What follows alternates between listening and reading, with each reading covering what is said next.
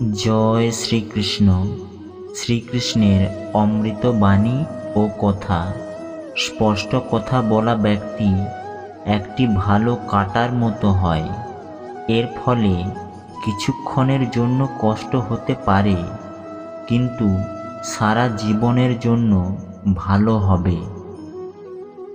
জীবনের সবচেয়ে দামি জিনিস হলো আপনার বর্তমান, যা একবার চলে গেলে পৃথিবীর সব সম্পত্তি দিয়ে দিলেও তা আমরা কিনতে পারবো না।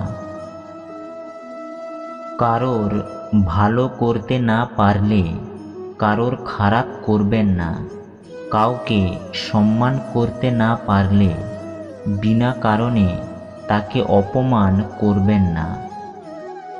আপনি যার যত বেশি যত্ন করবেন, তার থেকে তত বেশি কষ্ট পাবেন।